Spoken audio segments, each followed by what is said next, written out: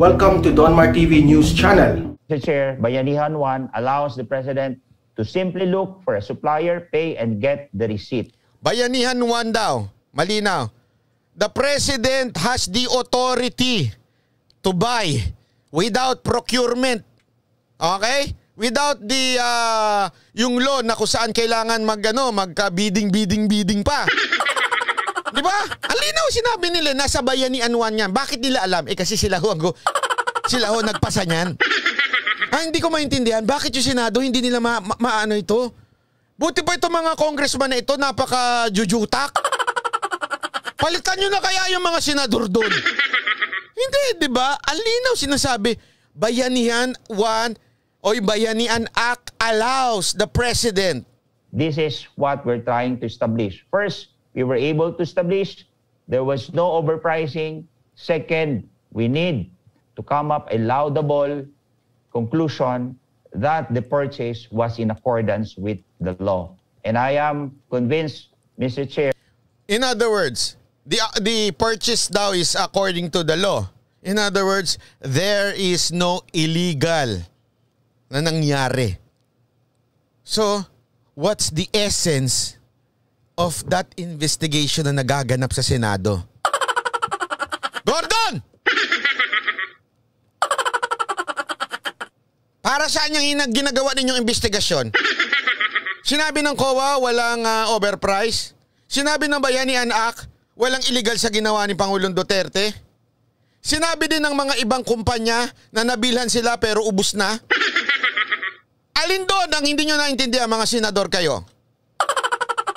Alam ko na. Alam ko na. Kailangan nyo magpapogi na kasi malapit na ang 2022, di ba? Kaya mga kababayan, makinig kayo na mabuti sa akin. I-shoot nyo sa inodoro yung mga animal na yan. That the purchase, the procurement of PPEs and the face mask was in accordance with the law. Ang linaw ha, accordance to the law. Ito, kaya nga itong si Marcoleta, medyo, sa totoo lang, itong si Marcoleta, medyo medyo mapang-asar din. Ito, pakinggan nyo yung banat ni Marcoleta. Bago kami nagsimula, iniguro ni Chairman Aguinaldo sa amin, wala pong overpricing. At dito sa presentation ni Deputy Ombudsman, kinote siya at kinonfirm din niya na walang overpricing. At siya'y nag-attend noong September 7 sa Senate Blue Ribbon Committee. Okay. Ngayon, kung ito'y talaga sinabi at inadmit na ni Chairman Aguinaldo ng COA at nalaman na naman ng Senado sapagkat sinabi niya at nandun siya, ang ibig bang sabihin ito, hindi naniniwala sa COA ang Senate Blue Ribbon Committee? Sorry sir, I do not know the answer to that, sir. Na-on the spot tuloy si ate. Hindi, totoo naman na-on the spot siya, di ba? Kasi sabi, di ba, napatunayan na natin, walang overprice. Sinabi niyo yan sa Senado. Ay, ibig ba sabihin, hindi naniniwala sa inyo Senado? Sabi siguro ni ate, Koya naman, Koya. Huwag mo naman ako on the spot, Koya.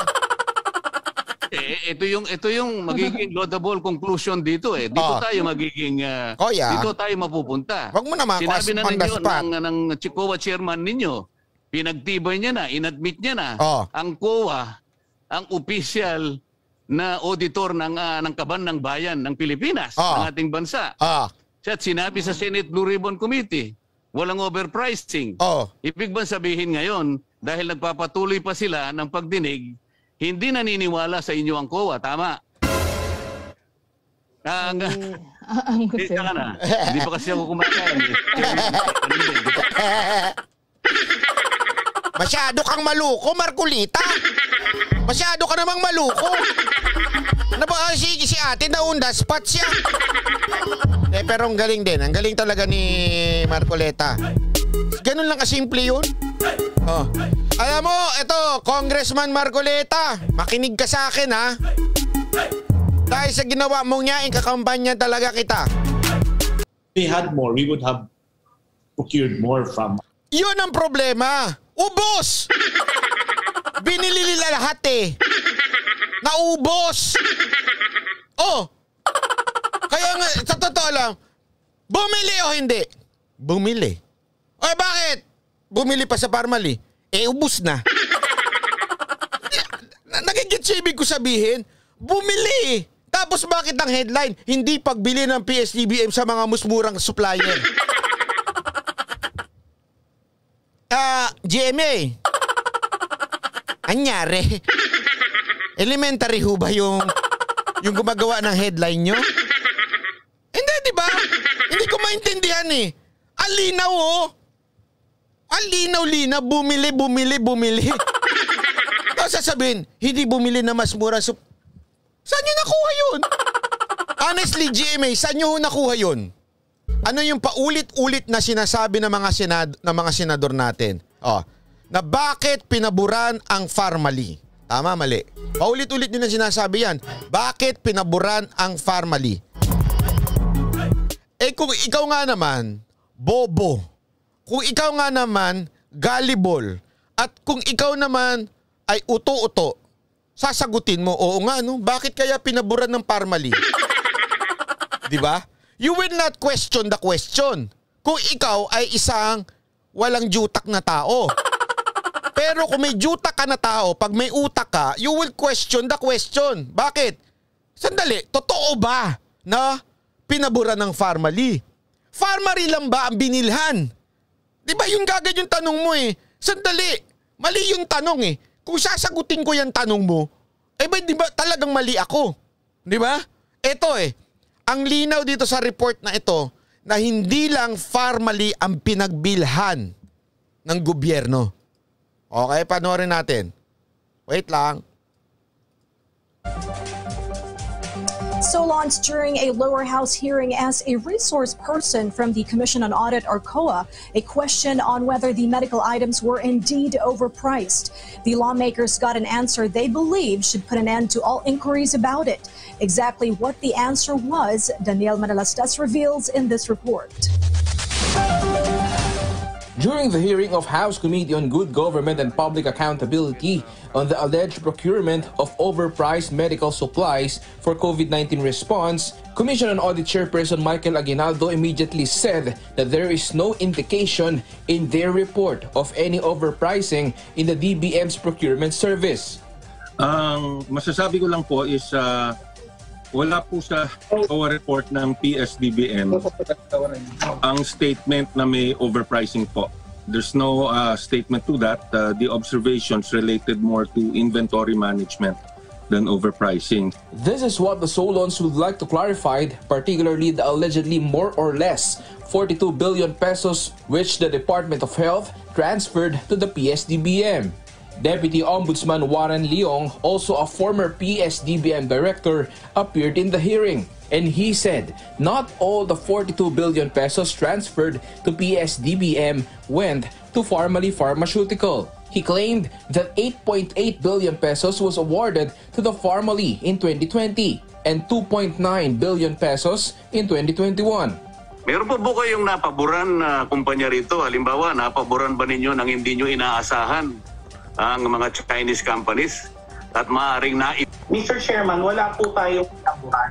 Nung simula po ng pandemya, talagang hirap po ang supply dito sa Pilipinas. Kaya po, we had to go to China directly.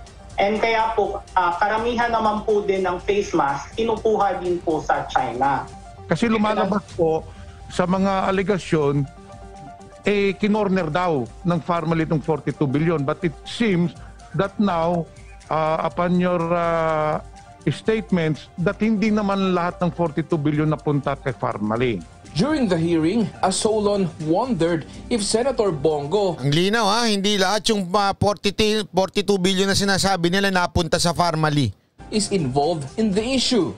Meron ba nag-utos sa DBM i-award ang contract na ito sa Farmally? Wala po, Mr. Chairman. Si Senator Bongo ba ang nag-utos nito? Kita nyo, ang layo ng report ng PTB, no? Kita nyo? Binuo niya yung mismong essence nung pagdinig sa kamera, di ba? Ang linaw. English nga lang. Sa Farmally. Hindi po, Mr. Chairman. Wala pong nag-utos. Si Senator Bongo ba, kinausap ka na paboran any supplier? Sir, wala po mula nung nang ako po ay umupo na chief implementer. Ito mula nung nanungkulan bilang secretary. Bilang NTF chief implementer pala. Ang kadalasan tinatanong lang sa akin ni Senator Bongo at saka po ng ating mahal presidente ay kamusta na ang PPE. So walang directive kay Senator Bongo. I just want to make it on record. Yes sir, no sir, none sir. Ang linaw, walang tawag na nanggagaling kay Senator Go. Alam nyo, simple lang naman ho ito. Napakasimple lang. Etong ginagawa ng mga senador natin is talagang tinatarget lang nila ang Go Duterte tandem.